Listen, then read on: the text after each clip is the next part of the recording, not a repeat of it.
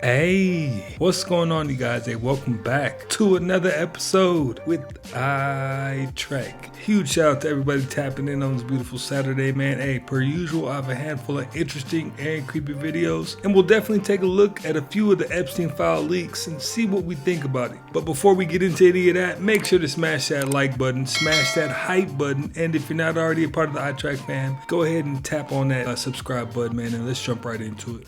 What I love about this is it's better than Social Security. And today there's 110 million Americans who basically have no plan for their future. They never did have a plan, and they don't know what they're going to do at retirement. This idea, the Trump account, solves that problem. Think about this. And this money you can't touch for 18 years. Let the power of the world's largest economy go to work for a child for 18 years and stand back in awe and see what happens if you can't touch it and you let it do its thing. As I like to say, and, and I would have said to every grade schooler, supercalifragilisticexpialidocious. Even Mary Poppins loves this policy. She spoke to me this morning about it, said this is absolutely fantastic. Hey, only if we all were afforded that opportunity, right? Dang. Scientists just figured out how to reverse aging with AI, and this is a massive breakthrough. We can now reprogram any human cell back to age 20. Heart cells, skin cells, brain cells, all reset to their biological prime. But here's the wildest part. The technology to do this has existed since 2012. It won the Nobel Prize. But the real breakthrough wasn't possible until this year, when they supercharged it with AI. It's a wild story. So in 2006, scientists discovered Yamanaka factors. They're proteins that can basically convert any normal cell into a universal stem cell. Now, this discovery was a huge deal because these stem cells are basically like magic healers. If you have torn muscle tissue, you can inject these stem cells into the area and they will turn into the youthful muscle cells that you need. So Yamanaka factors were an insane breakthrough because they allowed any human to turn any cell you already have into a magic healer. But there was one big problem. It turns out the original Yamanaka factors weren't very good at this stem cell conversion. They could do it, but they just weren't reliable enough to make a product. Enter OpenAI. And this is where things get crazy. OpenAI designed a special AI model built specifically to create new proteins. Think of it like ChatGPT, but for protein engineering. So they took all the original Yamanaka research and gave it to this AI model to go ham on improving it. And guess what happened? Their new version is 50 times more effective than the original. They tested it on 50-year-old cells, and it successfully started repairing 30% of the cells in just 7 days. And this isn't science fiction, this actually happened. And it sounds crazy, but in a few years, humans will be able to take a shot that literally reverses the age of their cells. Shout out science. I mean, it all sounds intriguing, but I wonder what the catch actually is. Because from what I know, things that sound too good to be true generally are. We have some big Epstein updates. There were several emails released today showing Elon Musk and Jeffrey Epstein talking about partying on Epstein's private island. In addition, I just saw a bombshell document, which is an indictment drafted by prosecutors in the Southern District of Florida that was going to charge Epstein and 4 other co-conspirators. Their names are redacted. Why? Not clear. But those are 4 people that the Justice Department back under Bush was ready to charge, and they never did. Here are the Elon docs. This one talks about Elon Musk to Jeffrey Epstein, or rather, Leslie Groff to Jeffrey Epstein, talking about organizing Elon to go to, quote, your island on January 2nd. You have an email from Elon Musk to Jeffrey Epstein saying, I could fly back on the 3rd. We will be in St. Bart's. When should we head to your island on the 2nd? Here's another email with Elon Musk to Jeffrey Epstein, quote, what day night will be the wildest party on presumably your island? Elon Musk previously said Jeffrey Epstein tried to get him to come to the island and Elon wouldn't go. These emails kind of contradict it. Spread the word, follow for more. Hey, we just finished talking about how just hanging around the wrong people is not a good look. So anybody that's found in these files doing anything with Mr. Steen, hey, they better start the publicity tour now and explain the whole reason why they were even in the mix with that guy. So Kendrick Lamar has just lost 1 billion streams from Spotify after they did their new bot sweep where they got rid of all these streaming bots and they only go off of natural, unfabricated numbers now. So here's what we're looking at. So these are the stats for the be most streamed rappers on Spotify on a month-by-month basis? Well, it looks like Kendrick was sitting at 1.76 billion. So that's 1,760,000,000 people streaming. Just on Spotify alone, one app, in a month. Now, after this sweep, just 6 months later, we're looking at brand new updated stats here. And in the course of 6 months, he went down a full billion streams. A billion. A billion. Think about that. Not just 10 million, not just 100 million. No. 10x that. Guys, let me know if this is a reach or if there's any stat I'm not really taking into consideration here, but it looks like J. Cole and Drake were really right about how this all works. People are getting all their plays from computers and machines these days, and honestly, I knew Kendrick was the biggest culprit of it, but now it really seems to be confirmed. So it's kind of weird how Drake remains completely untouched. Like 1.57 billion on the dot, stayed the same after 6 months. Now it all makes a bit more sense why Drake wanted to sue. People were so curious as to why he would go to that length, but it's pretty obvious, man. He's still pretty goated as far as those numbers look. Have you ever had that weird feeling that you're reliving something straight out of a dream? It's known as déjà rêve, which literally means already dreamed. It's basically déjà vu's dreamier cousin. Instead of just feeling familiar, it's like you're recalling a scene from a dream that's now playing out in real life. Unlike déjà vu, which is a vague sense of familiarity with something you haven't experienced before, déjà rêve is all about connecting the moment to a specific dream memory. How to tell if an emotionally hurtful event is hitting deeper than surface level. So if you're still thinking about it 1 to 2 days later, it's likely triggering a deeper emotional wound. And that's your cue to realize that something inside of you is quietly disrupting your relationships, your personality, and your goals. And the longer you wait to deal with it, the harder it is to see and the harder it is to fix. I'm Dr. VJ Ram. Follow for more on personal baggage, clarity, and growth. Now that's one for us all to grow on right there. Antarctica, every country in the world has a treaty where everybody gets a slice of Antarctica. A very credible source of mine told me that if World War III is going to start, it's going to be because China has decided to dig in certain areas in Antarctica. They find woolly mammoths frozen in the ice with food still in their mouth. Right, they already proven that Antarctica wasn't always frozen. Facts, but according to the evidence, they say it froze in a matter of minutes. Yeah, so it was frozen by somebody to stop somebody from doing what? Going over.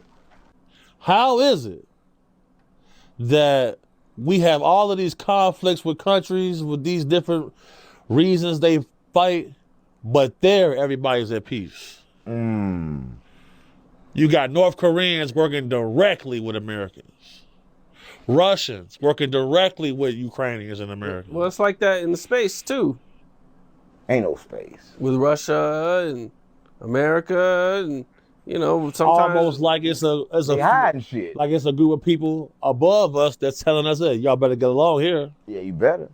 Listen. That's why the CIA docs that came out about the Galactic Federation on CIA.gov, everybody should check that out. Right. Songs that sound happy but are actually extremely dark. Back in 2003, Andre 3000 composed Hey Ya on an acoustic guitar, but when he played the raw demo for a close friend, he was warned that releasing such a song would effectively end his career. Despite this brutal feedback, Andre released the track anyway, defying expectations to create a global phenomenon that stayed at #1 for 9 weeks and became the first song in history to reach 1 million downloads on iTunes. But while the world celebrated this infectious anthem at parties for 2 decades, there was a dark secret lurking behind the happy beat that most listeners completely missed. You see, Andre 3000 intentionally designed the song as a social experiment to see if people would dance to a track about severe depression and failing relationships as long as the music was catchy enough. While everyone was busy shaking it like a Polaroid picture, Andre was actually lamenting his fear of commitment and questioning the existence of love with devastating lines like, if nothing is forever, then what makes love the exception? But the most tragic part of this song is that Andre predicted our reaction perfectly, realizing that the audience wouldn't care about his suffering. He explicitly indicted the listeners in the bridge by singing, "Y'all don't want to hear me, you just want to dance," effectively telling us to our faces that we were ignoring his pain, yet for 20 years we were all too distracted by the rhythm to notice. Hey, well played by Andre 3000, and he is definitely in my top 3. He's like the max influential, and then like originality, top tier. Abaddon is this most curious fallen angel. His name literally means destroyer, and he comes from the book of Revelation, where he receives a key. This key unlocks the shaft to the bottomless pit, so as soon as the angel opens it, this thick black smoke comes spewing out. Before these locust-like beings emerge, they only answer to one master, the angel over the abyss, Abaddon. Now, this is where it gets quite interesting, because there's this organization named CERN. They study the very building blocks of our universe, but rumor has it that CERN is also in the business of parallel universes. See, in this theory, scientists have been trying to open up a portal into another universe, only in truth, this only opens up a doorway into the abyss, the very same abyss from the book of Revelation. Now, according to the Bible, Abaddon means destroyer, but what actually blows my mind is this statue located at CERN headquarters. This statue is from an Eastern god named Shiva, and Shiva is also conveniently known as being the destroyer. All the info that I have about CERN, I've never heard anything positive or uplifting.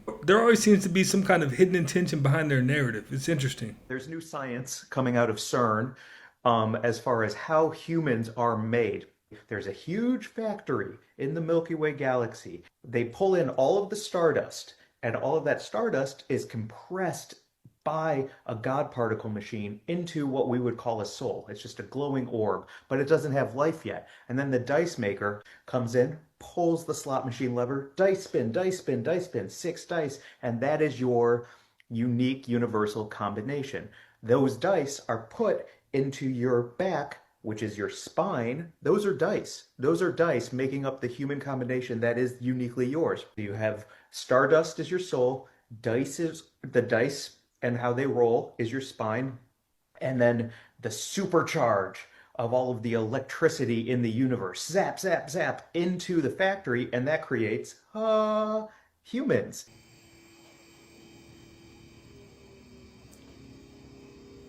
I'm gonna vomit. They are organic too.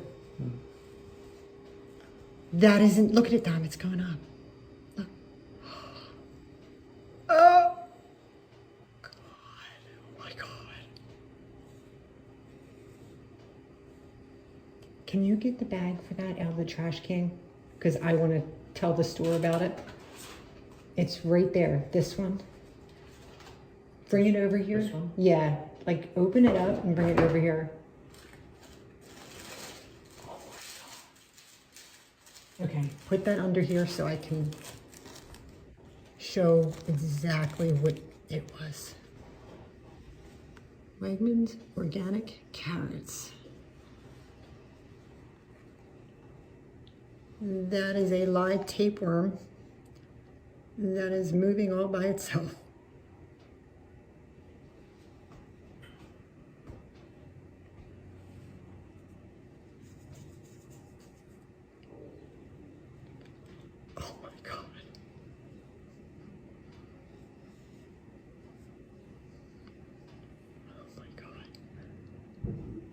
I'm sufficiently grossed out. I'm sufficiently grossed out too. These are the ones we give to Bob.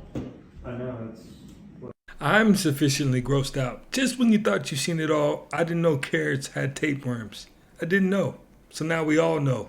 We're all being watched 24/7, and this is how they're doing it. This is Titan Point in the middle of New York City. Like, they're not even trying to hide it anymore. And it's just the most unhuman looking building ever. No windows, no lights, just these massive vents that go all the way around it. Everyone on the streets walks by it like it doesn't even exist. At night, it goes completely dark, disappearing from view like it's actually not even there. But what is it? Why does it look like some evil villain's fortress, some dystopian looking monument straight out of Dune? The official story is that it's an AT&T phone line building that was built in the 70s. And for the most part, that's what it is. Millions of calls are routed through its servers every day. But these are some of the few images of the inside of the building that exist, which were all taken in the 90s. Apparently, people aren't even supposed to be inside of it. And it's designed to run almost entirely remote, completely empty of human beings. Just cold, calculated machines running a pretty dark operation. Because Edward Snowden exposed what this building is really doing. This guy right here, if you remember him, huge NSA whistleblower who's been hiding in Russia for like over 10 years because the government's literally after him. Well, in some of his leaked documents, they're talked about a central surveillance hub in the middle of New York City. Before Bashar comes through, I'm going to give a brief background as to what this is,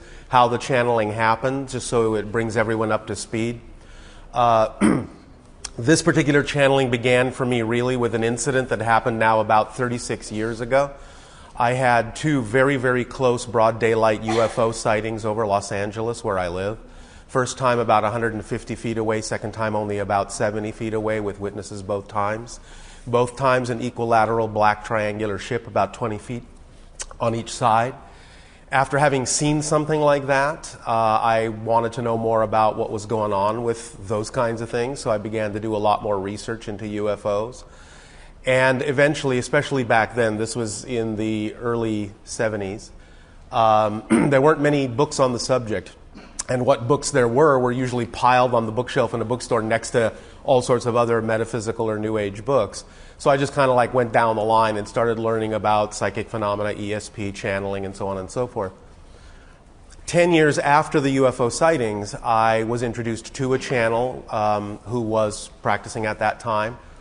And after listening to the entity coming through that channel for a while and realizing that this was interesting information, the entity coming through that channel actually offered to teach a channeling class. And I thought, well, how do you learn something like that? How can that be taught? I thought it was just supposed to happen automatically to you, which it can. But I went into the class not thinking I was going to become a channel. I just wanted to further my research. But about halfway through the class, about a 12-week course, which was a series of different kinds of exercises, meditations, and so on and so forth, put you in touch with whatever you wanted to get in touch with, whether it be part of your own consciousness or what have you. I received in one particular meditative state what felt like, what I experienced to be a telepathic connection from Bashar and his people. In one split second, it was like somebody shoved a cassette in my head, and I had a memory come back of having made an agreement before this life to do this with him. I understood in that split second that the UFO had been shown to me on purpose to get me to move in the direction I needed to go, to learn what I needed to learn, so that by the time it came time to start doing this, I would be prepared. Now, for his sake, I hope there really is some, enlightened alien beings, some extraterrestrials that just, want to spread positivity and understanding. Because if not, that man just might be possessed and he might not truly understand it. This NBA player got mentored by JP Morgan CEO Jamie Dimon, and now he runs a $200 million real estate empire. His name is Luol Deng. Before Deng was an NBA All-Star, he was a student at Duke University where he became close friends with Jamie Dimon's daughter. That relationship introduced him to Jamie Dimon, who at the time was running Bank One in Chicago, before it merged with JP Morgan Chase. Instead of just giving advice, Dimon personally mentored Deng, teaching him how to think about capital, leverage, risk, and long-term wealth. So in 2004, when Deng started playing in the NBA, he was very intentional with his money. He started investing early, studied real estate, and partnered with elite developers while he was still playing. In 2014, he launched his own firm, D3N9, to scale those investments globally. Over his 15-year NBA career, Luol Deng earned $166 million in salary. But today, he controls a real estate portfolio worth roughly $200 million. He's got hotels, luxury developments, multifamily housing, and even casino investments. This isn't small athlete investing, this is institutional level real estate. And Deng is considered one of the smartest financial operators among modern athletes. You know what? I love to see stories like that because it's pure inspiration. He was led to seek the information and he found it, and looks like it turned out great for him. All right, it's 15 below. I'm gonna try the hot water trick, see if it evaporates when I throw it in the air without burning my face off. Ready? 1, 2, 3.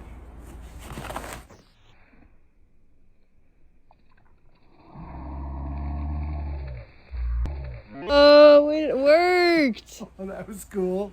He just keeps staring down the hall like he sees someone. Viewers quickly flooded the comments, with many convinced this is a classic shadow figure caught on camera. It always cracks me up when a dog is just honest with himself. He wanted to be tough for his owner, but, he was like, nah, I don't want that smoke. Never, ever, ever, but never, never, never, ever, ever, ever, never, ever. I have to take some water on this one, because I need some more nevers. Never, ever,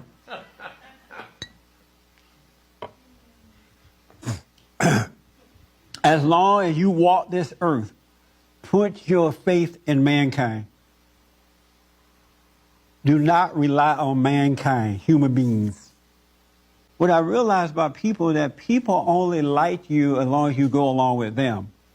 And if you ever have to take a stand or disagreement against them, they turn just like that onion. And a whole war starts. But God doesn't allow me to be a part of their war. They be warring by themselves, then they find friends to war with them, right? And for some reason, I can just go through it without, I wish them well. Because you can see that a person with love, whether it's a male or female, would never do that to other people. You know what I'm saying? And it's just amazing, absolutely mind-blowing to see that happen.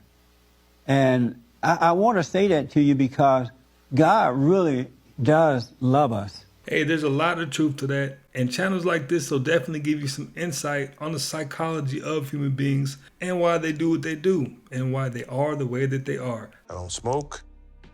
I don't do lines. I didn't drink at the time. I was looking to just get some rest, get up, and go play. When Jordan first came to the Bulls, he was a number 3 pick. So a lot of people thought, well, he's only 6'6", so how much can he really do? We wish he were 7'1", but he isn't. Michael got to realize that he's not 7 foot, so he's not going to carry a team in the NBA. I really don't think that in the NBA anymore, there's really not any such thing as a one-man team. And I don't think that you can come in expecting one guy to turn the whole thing around. There was no one alive, not Coach Smith, not Rod Thorne, who drafted him.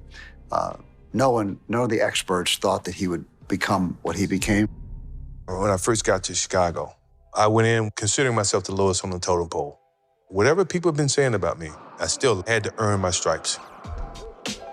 And we also discovered his mom was putting salt in his shoes in high school as some kind of magic trick, I guess. So that rabbit hole goes deep in itself. Okay, to be honest, I cannot make you the richest person in the world, but I can make you the richest person in the apocalypse. And I can do that by showing you this right here. Now, if you're thinking that just looks like a solar charger and a crappy Android, you're right. But it's not the phone itself that's valuable, it's what's on it. And it's really because of these apps. This one right here allows you to download an offline map of the entire world.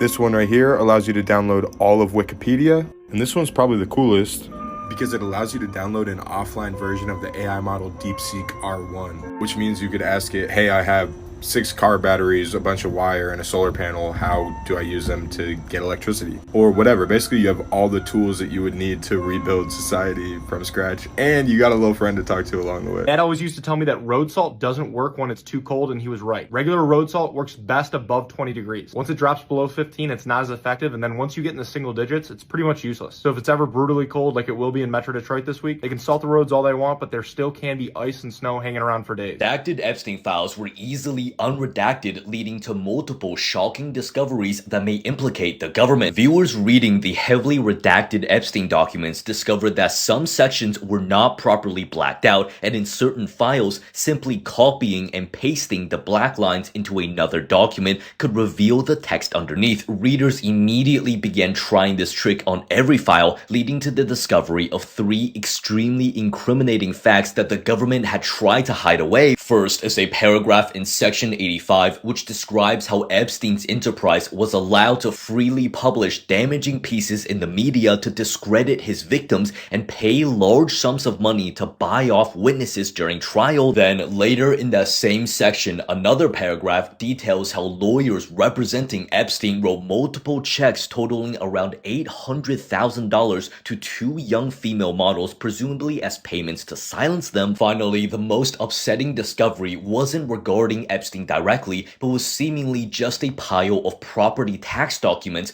but its clear omission raised concerns that the DOJ was purposely using these redactions, which are only meant to be done to protect victim identities, to actually hide information from the public. So far, there's been a lot more released than I thought, so as the days go on, I'm sure we'll get more and more surprised as to who and where these people have been and why. Hyundai-owned Boston Dynamics publicly demonstrated its humanoid robot named Atlas for the first time yesterday at the Consumer Electronics Show. The life-sized robot fluently walked around the stage for several minutes, sometimes waving to the crowd. The Company says a product version of the robot that will soon help assemble cars is already in production. The world is a stage. Catherine O'Hara is unalived at the age of 71.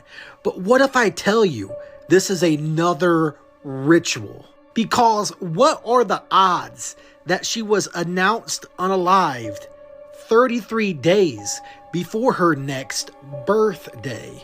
What are the odds that she was also announced unalived 33 years after Home Alone 2, where this guy had a cameo? And what are the odds that the same day that Kevin Warsh was announced as the replacement for Jerome Powell, the mom of Kevin in Home Alone was announced unalived? Is that just a coincidence, or is there more to that? I guess it's probably just a coincidence, right? And RIP to Catherine O'Hara. Oh yeah, and her character in Beetlejuice 2 was unalived in the movie, and she just so happened to be unalived because she was bitten by a snake. And who likes to read a certain poem about snakes? Again, this probably is just a coincidence. This is for entertainment purposes only. RIP to Catherine O'Hara.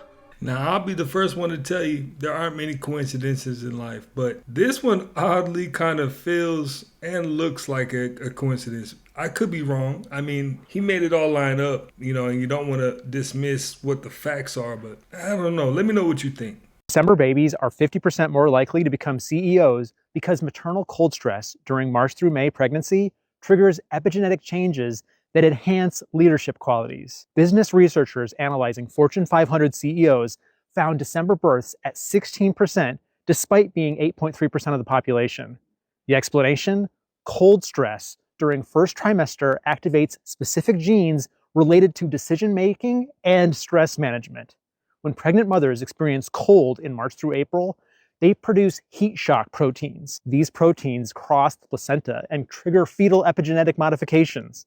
The affected genes control dopamine receptors and cortisol regulation, exact traits needed for leadership. Executive recruiters have noticed December birthdays clustered for decades without understanding why. December babies show measurable differences: 20% better performance under pressure, 30% faster decision-making, and enhanced risk assessment. Stanford Business School tracked graduates for 20 years. December births reach C-suite positions 5 years faster on average. The cold stress programming creates unshakable confidence and strategic thinking. Historical analysis confirms it. Churchill, Stalin, Mao, December babies who changed history through sheer force of leadership. The cold made them harder. The Neural Reset Protocol develops leadership qualities regardless of birth programming. Tap the link in my profile. People say the all-seeing eye of Providence is proof of hidden rulers, secret societies, and shadow control. Yeah, groups like the Freemasons and others have used it, but here's the part most people miss. They didn't invent the symbol, they inherited it. The all-seeing eye has existed for centuries across religion, philosophy, and psychology as a symbol of awareness and higher perception. The triangle is often used to represent a trinity, not just religious, but structural. 3 forces that create stability. Spiritually, it's the Father, the Son, the Holy Spirit. Humanly, it's the mind, body, and spirit. And the eye, that's the observer. In psychological terms, it represents meta-awareness, the part of your mind that can watch your thoughts, question your impulses, and see your own behavior from above, your inner witness. So when conspiracy theories say someone is always watching, the deeper interpretation is this: you are. Your higher awareness is always watching your lower habits. And when your mind, body, and inner awareness align, you gain control over yourself instead of being controlled by impulse. The symbol isn't just about power over the world. It's about power over perception. It's about connecting to your higher self. This is the tomb of Christopher Columbus, and it stands as one of the most impressive monuments in Spain, being located inside Seville Cathedral because the tomb features a large elevated bronze sarcophagus carried on the shoulders of 4 giant figures, as these figures represent the 4 kingdoms of Spain from the time of Columbus: Castile, Aragon, Navarre, and Leon. which is why the figures are dressed in heraldic robes that have the coat of arms of their specific kingdom on them. But the remains of Christopher Columbus aren't in the giant sarcophagus you see, because they're sealed inside a much smaller casket concealed under the statues. I tested our water here in Seattle and it tested positive for nematodes. And I work with a lab who tests water around the country, and 75% of the country's water came back with nematodes. What? So our country doesn't test for nematodes. They only test for protozoas. And most of the time they only test for that when there's a break in the pipe. Okay, well, so help us understand. Yeah. Can people get sick from nematodes? Yes. So what's the difference between a nematode and a protozoa? Basically the way that it holds inside of your body. So a protozoa is a microscopic parasite, and the definition of a parasite is anything that feeds off the host. And in Latin terms, it's an unwanted dinner guest. So it's gross. It's so gross. And so protozoas and nematodes both feed off the host. That's why it's under the umbrella parasite. Nematodes will grow into a physical worm, like whipworm, tapeworm, flukes, roundworm. Hey, it's good to know that that isn't just third world problems. That's first world problems as well. I don't drink from the faucet, and I don't think you should either. It's actually kind of scary how much it seems like they're almost intentionally hinting at the fact that something could be coming to an end soon. Folks, enjoy what may be your last Christmas. Folks, enjoy what may be your last Christmas. Remember? This will be the last election. That's my prediction. This will be the last election. That's my prediction. I'm not sure that you'll ever have another election in this country. Does that make sense?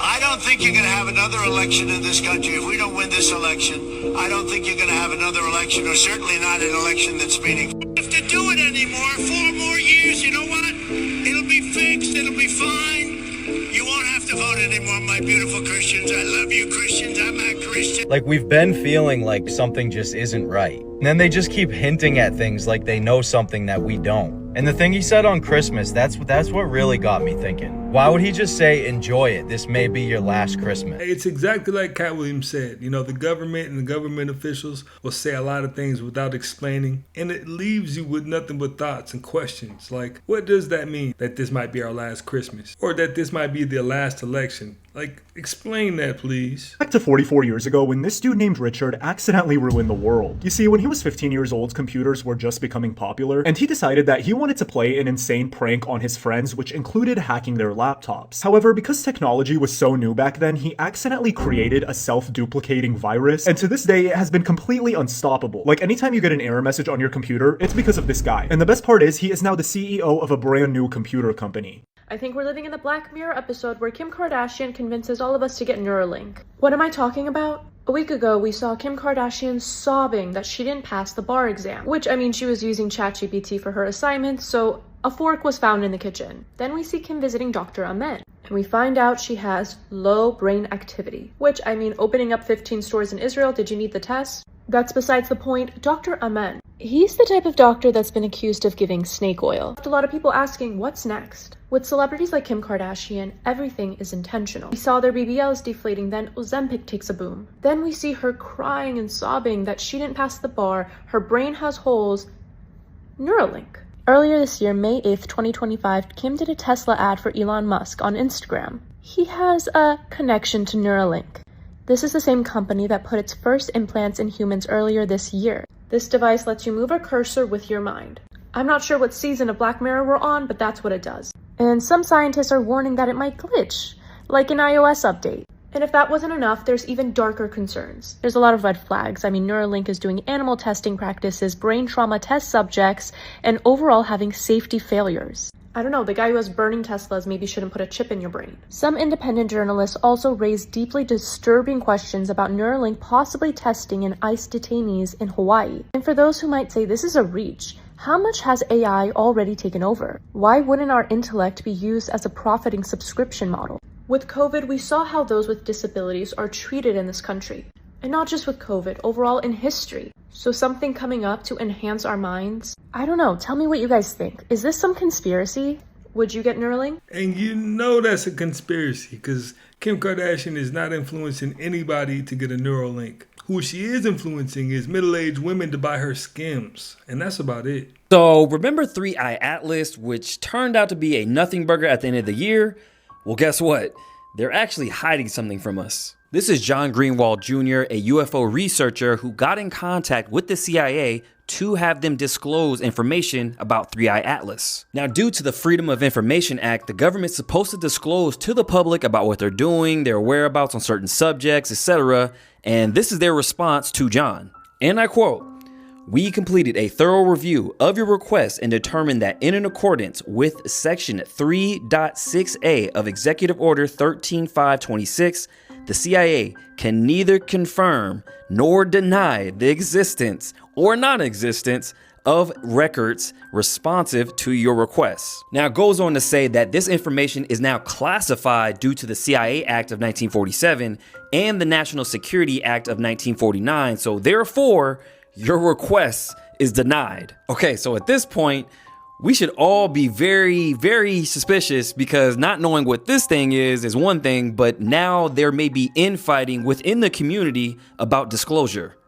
There are people that are controlling this information, and there does seem to be, even outside of the purview of, I think, sometimes our own secretaries who have the best intentions on declassifying this stuff, there is this internal intelligence battle on this. Internal intelligence battle sounds very promising, doesn't it? And of course, it's always in the movies, because there's a movie coming out this summer called Disclosure Day, so it really makes you wonder, are we gonna get our own Disclosure Day, or maybe not because they're hiding it? Who knows? Make sure you guys hit up my YouTube, The Maverick Approach, but let me know what you guys think about all this down below. Hey, just before that movie popped up at the end, I was going to say that if you want to know what's going on behind the scenes, man, the majority of it is predictive programming. So you just go ahead and watch your latest movie and you'll see parts and pieces of what's really going on. This is crazy because this YouTuber's new movie is shaking up Hollywood by breaking all the rules. Let me explain. Now, if you don't know, the YouTuber I'm talking about is Markiplier, who has a new film called Iron Lung that is very unique, because not only is Markiplier working on this movie as the director, writer, and lead producer of the project, he's also the lead actor in the film. But what makes this even crazier is that it's being distributed by himself with no major studios attached to the project. But despite that, the movie has been a massive success. Just a few weeks ago, the movie was planned to release in 2,500 theaters, which is still a pretty major release, but now because of demand, it's opening in over 4,000 theaters. And we'll get to the crazy box office numbers in a second, but the initial audience reviews are coming in extremely positive on platforms like Rotten Tomatoes and Letterboxd. No critic reviews really yet. But yeah, talking about the box office, in its very first day of previews in the United States, the movie already made $3.5 million, which is more than the entire budget of the film for $3 million. Markiplier also spent very little on the marketing of this film, mainly just using his own channel and name recognition. And now it's estimated to make over $10 million in its opening weekend alone. Now, this makes all the sense in the world. If you've been living under a rock, Hollywood has only been filming a fraction of a percent of what they normally do. You know, generally there's always TV shows being filmed and movies being filmed. But maybe they knew that this was coming. A one-man show without any of that production, a fraction of the cost to create. This is pretty amazing. There is one specific demon attached to the Ouija board, and this is why I will never play with one. The demon attached to the Ouija board is called Zozo. He's known for creating the infinity symbol, and it's believed when you engage with Zozo, every future use of the board, you will always contact Zozo. Did you guys know that Nashville has been without power for 5 days? 5 days, and this is the first time I've heard about it today. And imagine how many people are suffering in the cold and how many people have pets. And I just think about, I have like 5 fish tanks. If my power went out, all of my fish would be dead. It breaks my heart because I know there's a bunch of fish keepers in Nashville and around that area that are probably suffering from all of the fish that are dying and people's other pets and like people that are just like freezing. Oh my God, it breaks my heart.